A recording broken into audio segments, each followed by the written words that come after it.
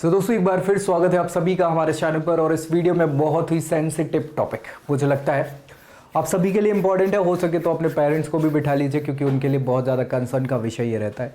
बहुत सारे बच्चों का कमेंट आता है या वो जानकारी चाहते हैं कि सर आखिर आप बताते हैं कि ये इंस्टीट्यूशन बेहतर होगा, ये नहीं होगा बेहतर, क्यों नहीं होगा, क्या हैं वो सारी चीज़ें जिन्हें ध्यान रखना चाहिए किसी एक इंस्टीट्यूशन को चूज़ करने से पहले।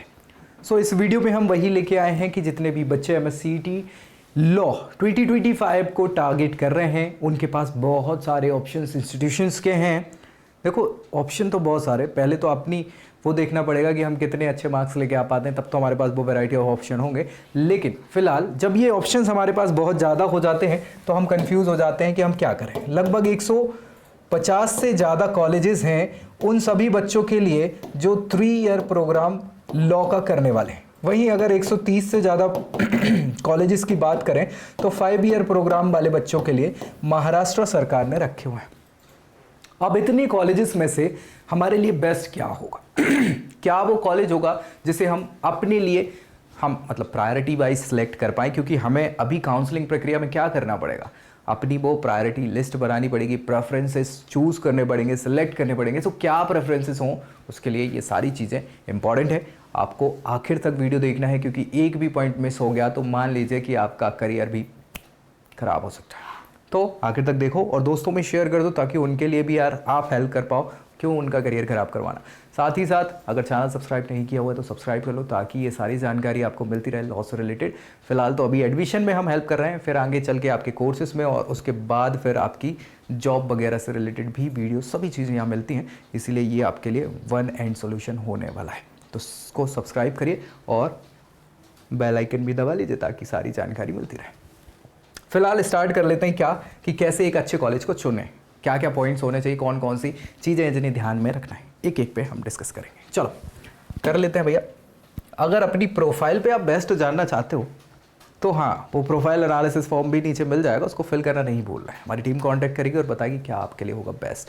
अब ये मैं अपनी सारी ट्रिक्स आपको यहीं बता दूंगा तो फिर देख लो, कर लो, कर पाओ तो कोई बात ही नहीं है। चलो स्टार्ट करते हैं।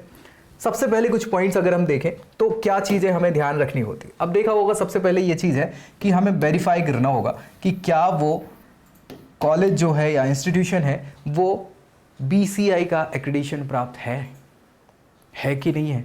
फर्जी कॉलेज तो नहीं। अभी आपने देखा होगा कुछ समय पहले की बात मैं बताऊं कि कुछ मेडिकल इंस्टीट्यूशन थे जो फर्जी पाए गए और सरकार ने उन्हें क्या कर दिया गया, हटा दिया गया। उनको मतलब बेसिकली उनकी डिग्री मान्य नहीं होगी। ऐसी कुछ इंजीनियरिंग इंस्टीट्यूशंस के साथ भी हुआ था कि बहुत सारे इंस्टीट्यूशन ऐसे थे जिनको मान्यता ही प्राप्त नहीं थी। वही अभी कुछ समय खबरों में आया था कि कुछ ऐसे इंस्टीट्यूशन है जिन्हें BCI का अप्रूवल प्राप्त है नहीं और लॉ के कोर्सेज कंडक्ट करा रहे हैं। तो क्या वो डिग्री मान्य होगी या नहीं होगी, इस पर भी बात चल रही है। तो हमें ये समस्याएं ना हो इसके लिए हमें क्या चेक कर लेना है, वेरीफाई करना है उनके एक्रेडिशंस और उनके रिकॉग्निशंस। ये सारी चीज़ें बहुत इंपॉर्टेंट है एक पर्टिकुलर इंस्टीट्यूशन के लिए।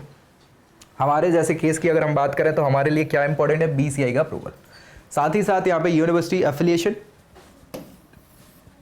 हाँ भाई, किसी यूनिवर्सिटी की डिग्री कौन सी यूनिवर्सिटी की मिल रही है, किससे एफिलिएशन है। अगर वो यूनिवर्सिटी खुद है तो कोई दिक्कत नहीं है, लेकिन अगर वो इंस्टीट्यूशन है, कॉलेज है पर्टिकुलर, तो वो किससे एफिलिएटेड है, कौन से कॉलेज की डिग्री मतलब यूनिवर्सिटी की डिग्री मिलेगी, क्या वो मान्यता प्राप्त है कि नहीं है, सारी चीज़ें आपको ध्यान रखनी पड़ेगी। तो ये इंपॉर्टेंट हो जाता है। सबसे पहले UGC का अप्रूवल हो और साथ ही साथ BCI का अप्रूवल आपका रहे तो बेहतर रहेगा।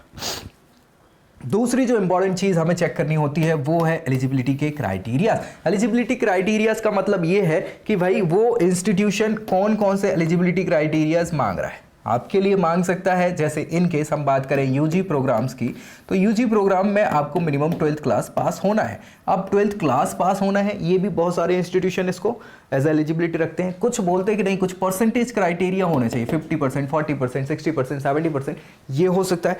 इसके अलावा आप देखेंगे तो यहाँ पे एक एज क्राइटेरिया होता है। अब एज में मिनिमम क्राइटेरिया होता है, मैक्सिमम नहीं होता है, यह भी याद रखिए, है ना। हाँ अच्छा, कुछ कुछ रखते हैं कि इतना मैक्सिमम क्राइटेरिया होगा पर्टिकुलर कोर्सेज के लिए, तो देंगे नहीं देंगे अदरवाइज, ये सारी चीज़। तो इस प्रकार की कुछ एलिजिबिलिटी क्राइटेरियाज होते हैं आपके, ये याद रखना है, समझना है, अदरवाइज दिक्कत परेशानी आपके लिए हो सकती है। तो आपको वो सारी की सारी ऑफिशियल वेबसाइट पे उनकी देखनी होती है, सारे एलिजिबिलिटी के क्राइटेरियाज। उसके अलावा जैसे हम MSCET की बात करें तो इनकी ऑफिशियल वेबसाइट है ना, mahad.cetcell.in है। अब भैया इस पे जाके हम देखेंगे कि क्या ये सच में एलिजिबिलिटी क्राइटेरियाज हैं कि नहीं है कि सारी चीज़ें, तो वो ध्यान रखना है, उससे ही काम आपका हो जाता है। सारे इंस्टीट्यूशंस के अलग अलग एलिजिबिलिटी क्राइटेरियाज होते हैं जो अपडेटेड हैं, आपको ऑफिशियली यहाँ पर मिल जाने वाले हैं। Analyse official placement report. अब भैया देखो ये एक बहुत ही बड़ा मसला है। ये मसला इसलिए है क्योंकि जो भी इंस्टीट्यूशन है अगर वो सही है, जैसे कि हम बात करें NLUs की, तो NLUs जो हैं वो सही हैं, उनकी आपको प्लेसमेंट की रिपोर्ट ईजिली मिल जाएगी। लेकिन कुछ प्राइवेट इंस्टीट्यूशंस हैं, कुछ यूनिवर्सिटीज़ ऐसी हैं जो अपने प्लेसमेंट्स चूँकि अच्छे नहीं हैं, दिखावा करना है, बताना है सारी चीज़ें, तो कई बार भ्रामक जानकारी फैला देते हैं और वो पर्टिकुलर सही जानकारी मिल नहीं पाती। उसके कारण बच्चे कन्फ्यूज़ हो जाते हैं। अब हो सकता है वो यूनिवर्सिटी टेक्नोलॉजी के कोर्सेज करा रही हो और वहाँ 40 लाख का पैकेज हाई गया हो, तो वो तो लिख देंगे highest package offered by 40 lakhs to our student by something, ये भी XYZ कोई भी कंपनी ने दिया हुआ है।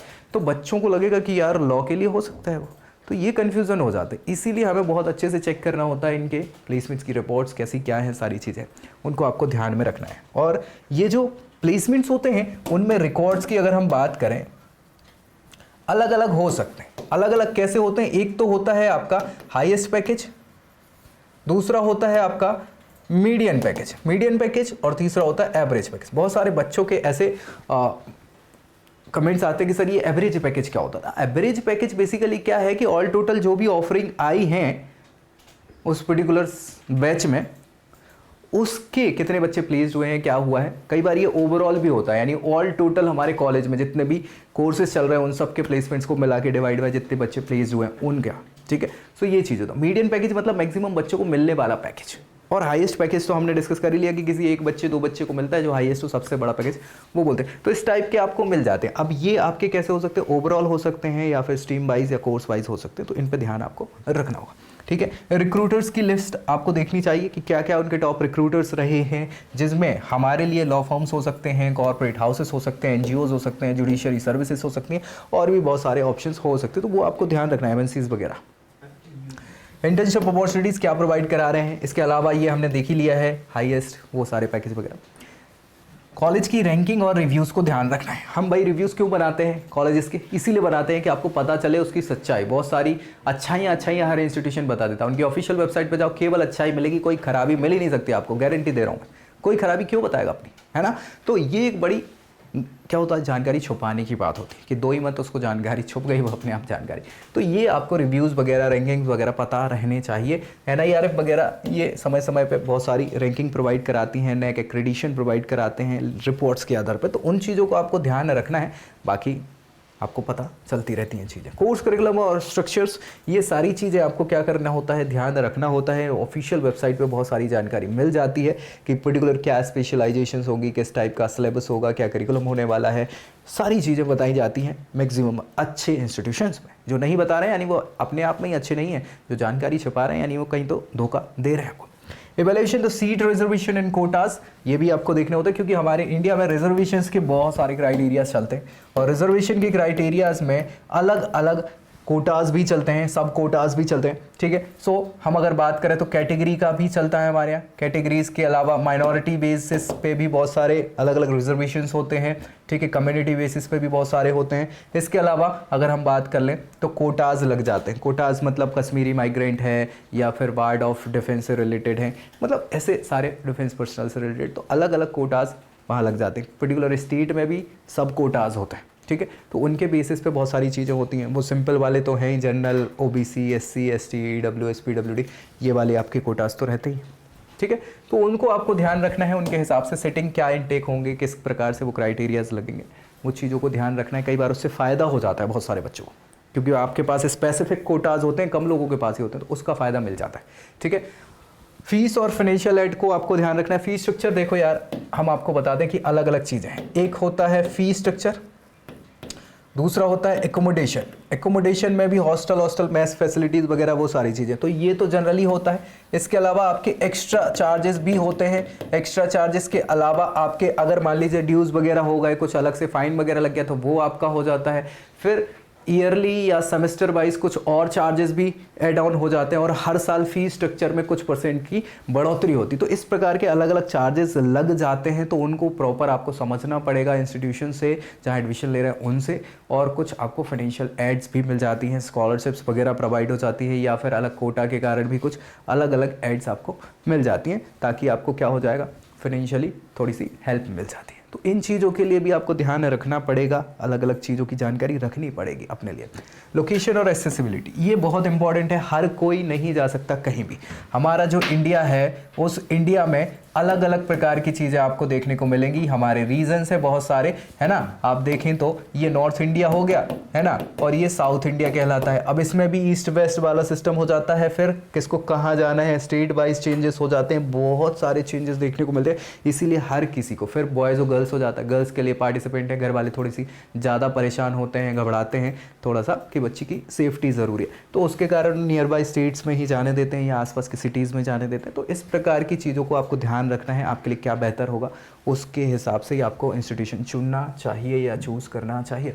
इसके अलावा अगर हम बात करें तो वैल्यू एडेड प्रोग्राम्स क्या है, क्योंकि हमें अपनी प्रोफाइल एनहेंस करनी है, हमें अपने आप को ग्रूम करना है, तो उसके लिए हमें क्या एक्स्ट्रा आपको ये प्रोवाइड करा रहे हैं इंस्टीट्यूशन। ये प्लेटफॉर्म तो प्रोवाइड करा देंगे, बहुत सारी कंपनीज आ जाएंगी रिक्रूटर के तौर पर, लेकिन आपको रिक्रूट नहीं करेंगी तो फिर क्या फ़ायदा है क्या कुछ। तो हमें ग्रूम होते रहना है, अपने आप को कहीं ना कहीं प्रोफाइल एनहेंस करना है, जिसके लिए हमें बहुत सारी वैल्यू एडिट चीज़ें करनी पड़ेंगी खुद के लिए। तो क्या वो इंस्टीट्यूशन है जो हेल्प करा रहा है, अदरवाइज़ आपको पर्सनली करना है तो कैसे हमें वो सारी चीज़ें मिलेंगी, ये बहुत जानना ज़रूरी है। साथ ही साथ यहाँ पे काउंसलिंग प्रोसेस कैसी क्या होती है, कौन किस प्रकार से ओपन काउंसलिंग भी होती है लास्ट में, कि जब सीट वेकेंट हो जाती हैं तो बची हुई सीट्स पे डायरेक्ट एडमिशन हो जाता है। तो इस प्रकार की जानकारी भी आपको रखनी पड़ेगी, काउंसलिंग डेट्स और बाकी चीज़ों से, इन सबको मिला के फिर एक अच्छे इंस्टीट्यूशन को चुना जा सकता है। तो भैया अब बात कर लेते कुछ इंस्टीट्यूशन की। यार इंस्टीट्यूशन तो बहुत सारे, हमने बात करी कि 150 से ज़्यादा इंस्टीट्यूशन है जो ऑफर कर रहे हैं लॉ के कोर्सेज, लेकिन हम यहाँ कुछ इंस्टीट्यूशन की बात करें जो हैं तो देख ही लिया होंगे आपने, और इनके लिए अलग से मैंने कट ऑफ वगैरह की वीडियो भी बनाए हुए हैं, तो जाके चेक कर सकते हैं। बाकी कुछ डाउट बचता है तो कमेंट करिए नीचे, उसको रिजॉल्व किया जाएगा। और अगर अपनी प्रोफाइल पे बेस्ट जानना है तो नीचे प्रोफाइल एनालिसिस फॉर्म मिल जाएगा, उसको फिल करना नहीं भूलना है। सो ऐसी जानकारी के साथ नेक्स्ट वीडियो में मिलेंगे, तब तक के लिए जय Hind. I hope you like this video. For more such videos, keep watching our channel and do not forget to like, share and subscribe.